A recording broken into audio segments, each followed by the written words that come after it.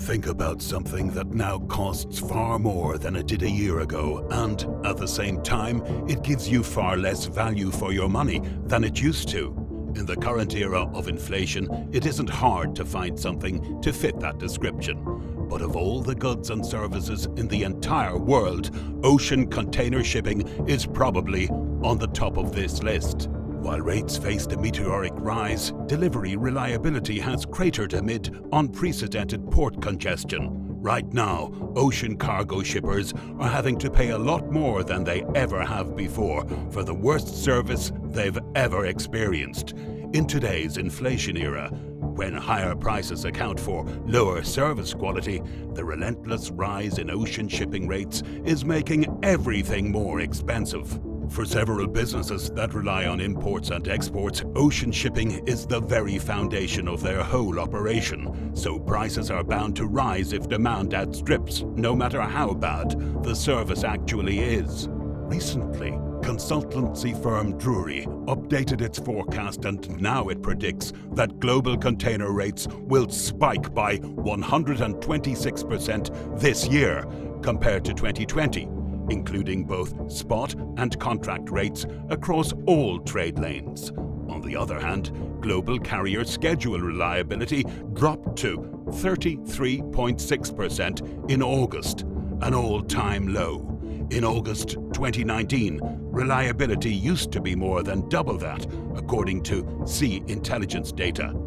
The firm calculated that the global delays for late vessels were 7.57 days, nearly double the number of days late in August 2019. In a recent report, the supply chain visibility platform Project 44 highlighted that pricing and quality are extremely disconnected at this point.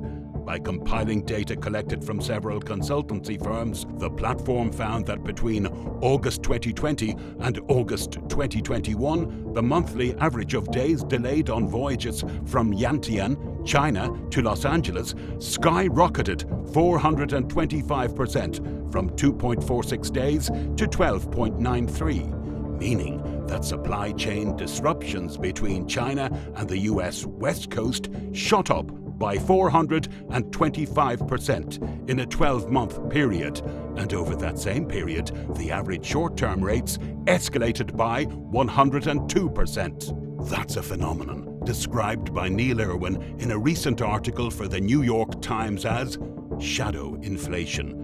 When you pay more for a product or service that's not as good as it used to be, but since the price of everything is up, you don't actually notice how much more you're paying for that. In a recent interview, Full Stack Economics author Alan Cole explained that over the last 18 months, goods and services are getting worse faster than the official statistics acknowledge, which means that our inflation problem has actually been bigger than the official statistics suggest.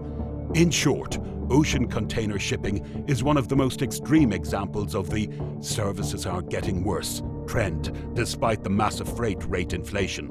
Even the Federal Reserve is now admitting that inflation isn't a transitory problem, as the bank persistently insisted over the past year.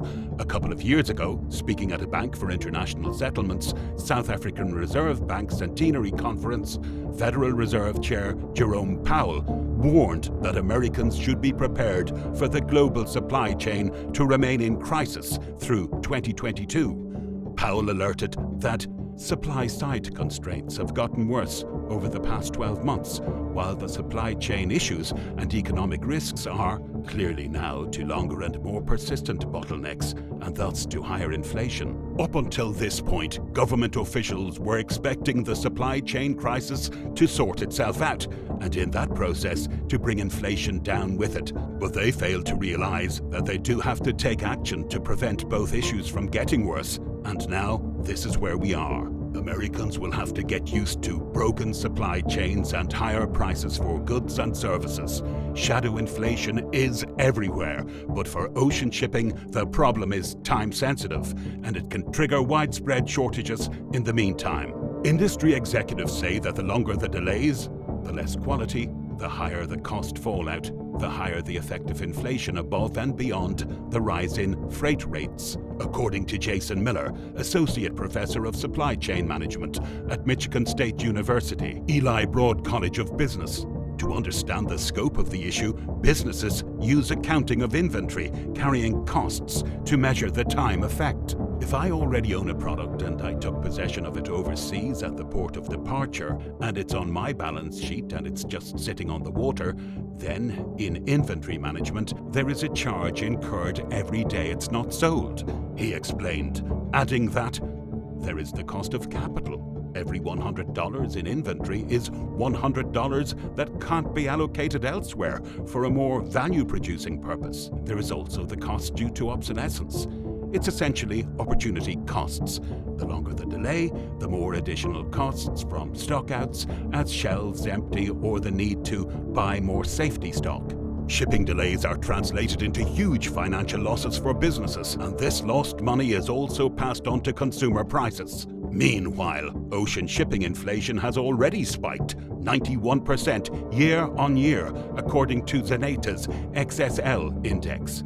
In its latest report, the firm said that there is little evidence to suggest a weakening of market fundamentals, meaning there could be more pain in store for shippers. This year has been a unique convergence of health crisis-induced disruption, port congestion, strong demand, and maxed out capacity, and that has stoked the flames of the record-breaking rates, said the Zenata commentary.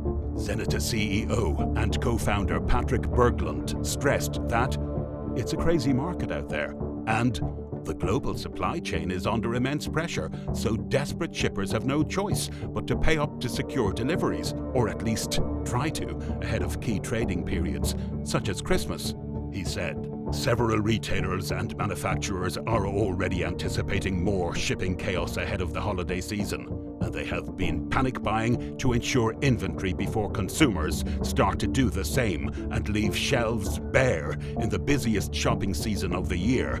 Industry insiders recently told CNBC that U.S. retailers have been over-ordering or placing orders too early due to the widespread panic surrounding the massive supply chain crisis. And that's only making things much worse and pushing shipping prices to new highs.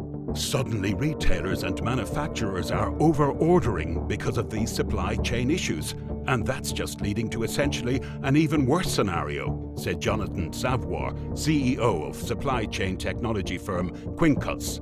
The situation is being severely aggravated because consumer demand is rapidly growing as economies have started to reopen. And to make things even more complicated, energy crises in China and Europe are also resulting in serious disruptions across the shipping industry. China's power shortage caused extensive outages as local authorities imposed power cuts at many factories. Europe is also struggling with a massive gas shortage. However, as Savoie noted, retailers' panic buying frenzy is resulting in a bigger crunch on capacity and creating what he called a bullwhip effect, a term used to describe how small changes in demand at the retail level can progressively cause larger movements in demand to impact wholesalers, distributors, and manufacturers. The supply of raw materials will feel the biggest impact, he said. As a consequence, this effect could result in distorted demand, forecasts, and a backlog of unfulfilled orders. About a week ago, RBC Wealth Management also sounded the alarm on the same issue. Because the problems are well known, orders for raw materials, component parts, and finished goods are now being placed earlier than normal, which is lengthening the queue, creating a vicious cycle, the firm said in the note. All of this means that in the coming months, consumers will be facing extensive shortages at the stores, while millions of products pile up on cargo ships stuck outside our key ports. Consumer prices are also expected to surge due to high demand and low supply.